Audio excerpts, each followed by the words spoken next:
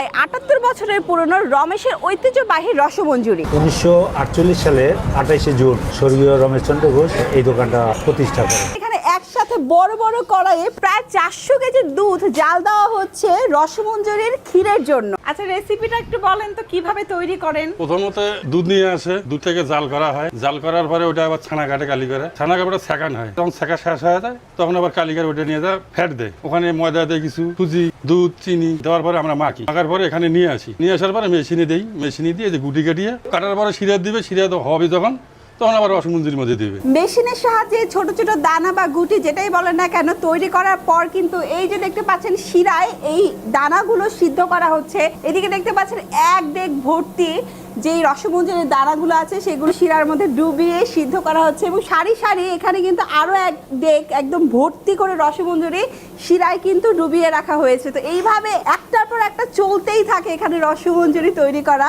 এবং সেল হতেই থাকে। তাহলে বুঝতেই পারতেছেন যে দিনে কতগুলো রসমঞ্জুরি এইভাবে তৈরি করা হচ্ছে এবং বিক্রি করা হচ্ছে। শত বছর ধরে হাতের সাহায্যে এই রসমঞ্জুরি তৈরি করা হলেও বর্তমানে মেশিনেই তৈরি করা হচ্ছে এই বিখ্যাত রসমঞ্জুরি। এই রসমঞ্জুরি এতটাই জনপ্রিয় যে শুধুমাত্র স্থানীয় মানুষেরা না, দূর দূরান্ত থেকে অনেকেই আসে এর স্বাদ গ্রহণ করার জন্য। এখানে কিন্তু বেশ কয়েকটা রসমঞ্জুরি আছে, সাথে একদম ঘন ঘন ক্ষীর যেটাকে বলা হয় রস আর কি। আমার কাছে রসমঞ্জুরি বরাবরের মতোই অনেক ভালো লাগে।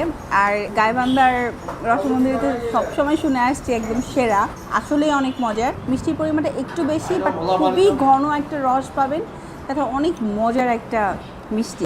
তার সাথে আমি তাদের মালাই চপও নিয়েছি। তো অনেক ধরনের মিষ্টি আছে, যারা মিষ্টি কম পছন্দ করেন তার জন্য এটা বেস্ট একটা মিষ্টি হবে, কারণ এখানে মিষ্টির পরিমাণটা অনেক কম আর অনেক সফট।